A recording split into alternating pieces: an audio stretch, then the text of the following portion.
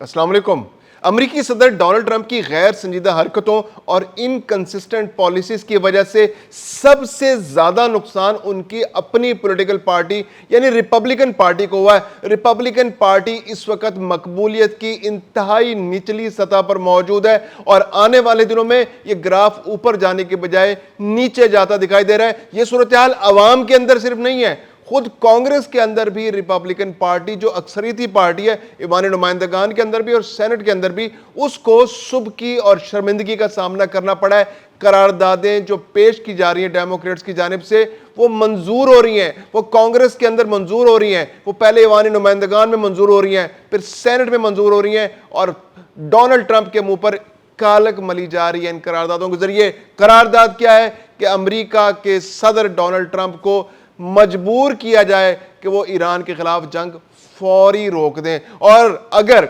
इंतहाई जरूरी हो जंग करना तो पहले कांग्रेस से इजाजत लें और उसके बाद ये जंग किसी भी मुल्क पर या खासतौर पर ईरान पर मुसल्लत की जाए। 50 के मुकाबले में 48 वोटों से रिपब्लिकन पार्टी को शिकस्त हुई और रिपब्लिकन पार्टी के चंद सेनेटर्स ने वोट दिया इस करारदाद के हक में जो कि ऑपोजिशन की डेमोक्रेट पार्टी ने पेश की थी। डोनाल्ड ट्रंप जो है इस वक्त आग बगोला है, परेशान है, अपने सेनेटर्स को बुरा भला कह रहे हैं और कह रहे हैं कि ये इंतहाई गलत वक्त है। जब हमने बालादस्ती कायम कर ली थी, जब हमने कंट्रोल बना लिया था, जब हम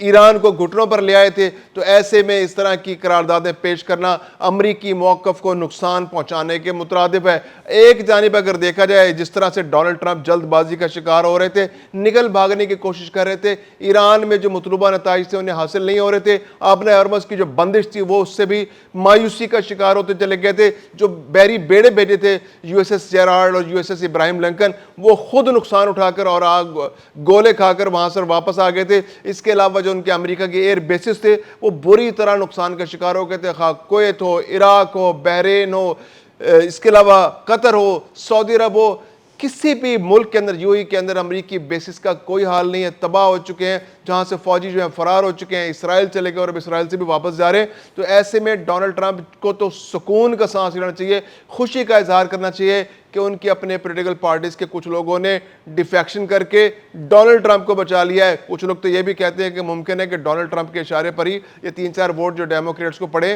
ताकि इस जंग से किसी तरह निकल भागा जाए। डोनाल्ड ट्रंप इंतहाई मायूस हो चुका है, उसको कोई अब आगे उम्मीद दिखाई नहीं दे रही ईरान की इस जंग के अंदर। अब जो नई कंट्रोवर्सी इस सारी सूरत हाल के बाद जो नई कंट्रोवर्सी उभर कर सामने आ रही है, अब डोनाल्ड ट्रंप को तो आदत है बड़के मारने की, वो रोजाना एक बड़क मार देते हैं। हालांकि मुज़ाकरात जो है इंतहाई संजीदा मरहले में दाखिल हो चुके हैं। अगले 58-57 दिन जो है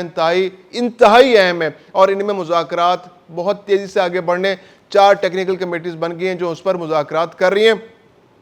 और उसमें जाहिर सी बात है सबसे अहम बात जो है वो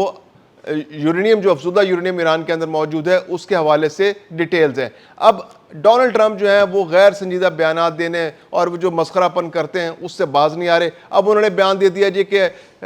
जो ईरान है वो पहले ही यूरेनियम, अफज़ूदा यूरेनियम की जो मुआयना कारी के बारे में तय उसने इजाज़त दी, IAEA की टीम्स को उसने आने की इजाज़त दी। जब उसने इजाज़त दी, अपने मुआयना कराने की इजाज़त दी, तो उसके बाद ही फिर हमने थोड़ी सी नरमी का मुजाहरा किया और फिर हमने आबनाए हरमुज़ को खोल दिया। अब दूसरी जानिब ईरान जो है वो कह रहा है कि ये तो फजूल बात है, डोनाल्ड ट्रंप ने तो जो कह रहे हैं हमने तो ऐसा कुछ भी नहीं किया, हमने तो IAEA को जो वहाँ पर मुआयना करने की कोई सहूलत नहीं दी, बल्कि हमने साफ इनकार कर दिया जब तक हमारे मुतालबात मंजूर नहीं होते हम IAEA को किसी तरह की रसाई देने के लिए जो हमारे एटमी रिएक्टर्स हैं, जो नेतन्स के अंदर हैं, जो फर्दों के अंदर हैं और जो इस्फहान के अंदर हैं, किसी किस्म की रसाई देने को तैयार नहीं है। डोनाल्ड ट्रंप जो है या तो वह गलतफहमी का शिकार है या वो बिला वजह प्रोपेगेंडा कर रहे हैं।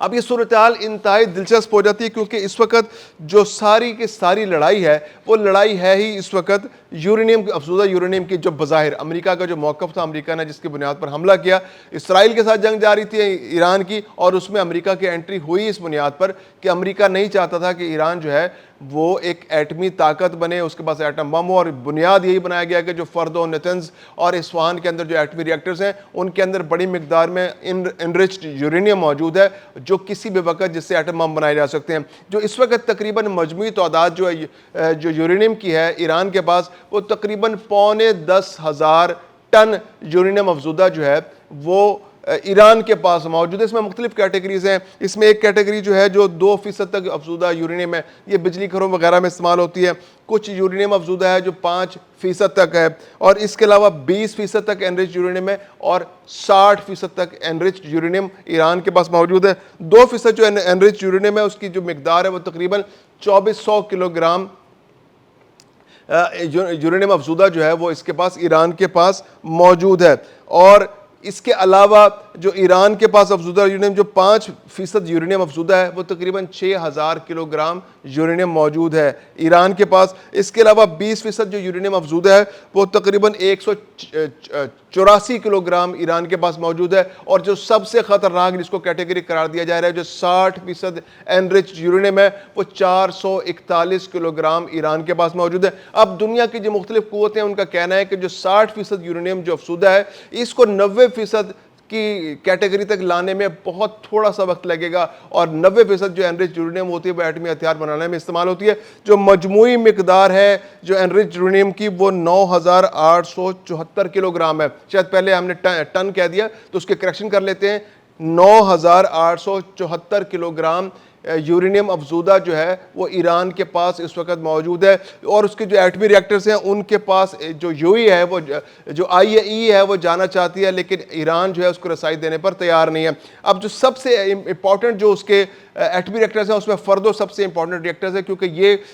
پہاڑوں کے اندر زیر زمین تہ خانوں کے اندر بنایا گیا, زیر زمین بنایا گیا, اور یہ بہت ہائی ٹیک کا ہے. اور اس کے بارے میں سب سے زیادہ جو ویسٹرن قوتیں اور امریکہ کا خیال ہے کہ یہاں پر یہ 60% انرچ یورینیم موجود ہے جس سے ایٹم بم بنائے جا سکتے ہیں. اس کے علاوہ نیتنز کا علاقہ ہے, یہاں پر بھی بڑے پیمانے پر یورینیم موجودہ ہوتی ہے اور ہزاروں کی تعداد میں یہاں پر سینٹریفیوجز موجود ہیں. اس کے علاوہ جو اصفہان ہے وہ جوہری ایندھن کی تیاری کے حوالے سے وہ بھی بہت مشہور ہے, اور یہاں پر جو ایٹمی ریئیکٹرز کے حوالے سے جو بجلی پیدا کرنے والے ریئیکٹرز ہیں ان کے لیے یہاں پر یورینیم افزودہ کی جاتی ہے. جو 2% اور 5% والا معاملہ ہے وہ یہاں پر زیادہ تر کیٹیگری جو 5% یورینیم جو افزودہ ہے وہ ایران کے پاس موجود ہے. تو اب جب پچھلے سال جنگ ہوئی جون کے اندر 2025 کے اندر, اس میں جب آخری دن جنگ کے جو امریکہ نے بمباری کی اس میں نیتنز میں بھی اور اس کے علاوہ فردوں میں بھی اور اصفہان کے اندر بھی ایٹمی ریئیکٹرز کو بمباری کا نشانہ بنایا گیا. اور ایک تو اطلاع یہ تھی کہ اس وقت ایران کو اطلاع مل گئی تھی اور اس نے اپنے پہلے سے ہی انرچ یورینیم کو وہاں سے نکال دیا. لیکن بعد میں جو زیادہ شواہد ملے ہیں وہ یہ ہے کہ ان ایٹمی ریئیکٹرز کو اتنا زیادہ نقصان پہنچا کہ وہاں پر کام کرنا ممکن نہیں رہا. وہاں پر جو تہ خانے موجود تھے ان کی اب اوپر ملبہ اتنا زیادہ گر چکا ہے کہ اس کی کھدائی کرنا بھی اب ممکن نہیں رہا. اور جو یورینیم جو افزودہ تھی وہ جو مختلف کیٹیگریز کی 2% والی, 5% والی, 20% والی اور 60% والی, وہ تمام کی تمام جو ہے ملبے تلے دب چکی ہے اور اس کو نکالنا اب ممکن نہیں رہا. وہ ایک پورے کا پورا بہت بڑا آپریشن, اور ممکن ہے کہ وہ آپریشن زیادہ خطرناک اور اس سے زیادہ نقصان پہنچے, اور یہ تابکاری پھیل سکتی ہے اس سے, اور دنیا اس سے زیادہ متاثر ہوتی ہے. اب اس وقت جو بظاہر صورتحال یہ لگتی ہے کہ جس طرح سے ڈونلڈ ٹرمپ جو ہے انہوں نے یہ دعویٰ کیا ہے کہ ایران نے آئی اے ای کی جو معائنہ کاری ہے اس کو معائنہ کرنے کی جو آپشن ہے اس کو قبول کیا, اور اسی وجہ سے جنگ جو ہے روکی گئی ہے. دوسری جانب ایران یہ کہہ رہا ہے کہ ہم تو ایسی کوئی سہولت نہیں دے رہے, اور اب بھی انہوں نے انکار کر دیا. تو بظاہر ایسا ہی لگ رہا ہے کہ امریکہ اور ایران کے درمیان یہ معاملہ مذاکرات کا حصہ تھا, چونکہ اس پر ابھی تک کوئی مثبت پیش رفت نہیں ہو سکی, کسی اہم نقطے پر نہیں پہنچا جا سکا, کوئی معاہدہ ابھی تک نہیں ہو سکا. تو اس وقت لیوریج کے لیے ایران بھی دباؤ ڈال رہا ہے, امریکہ بھی دباؤ ڈال رہا ہے. امریکہ چاہ رہا ہے کہ جلد از جلد وہ مطالبات منوا سکے. دوسری جانب ایران یہ کوشش کر رہا ہے کہ جو معائنہ کاری ہے, جو معائنہ کرنا چاہتا ہے, آئی اے ای کی ٹیمیں آنا چاہتی ہیں, تو ان کو آنے سے پہلے ایران اپنے مطالبات منوا لے, تاکہ ان جو جنگ کے بعد کے جو 60 دن ہیں اس میں زیادہ پولیٹیکل اور معاشی فائدے حاصل کر سکے, اور جو اس کی پابندیاں لگی میں جو اس کا اثاثے منجمد کیے گئے ان میں سے زیادہ حاصل کر سکے. کیونکہ اب جو بظاہر صورتحال لگ رہی ہے وہ یہ ہے کہ ایران جو ہے وہ ایٹمی ریئیکٹرز والے معاملے سے, یورینیم افزودہ والے معاملے سے کافی پیچھے ہٹ چکا ہے, اور وہ کم از کم ایٹم بم بنانے کے اپنے مطالبے سے پہلے دستبردار ہے, اور اب بھی وہ یقین کرانے کو تیار ہے کہ وہ ایٹم بم نہیں بنائے گا.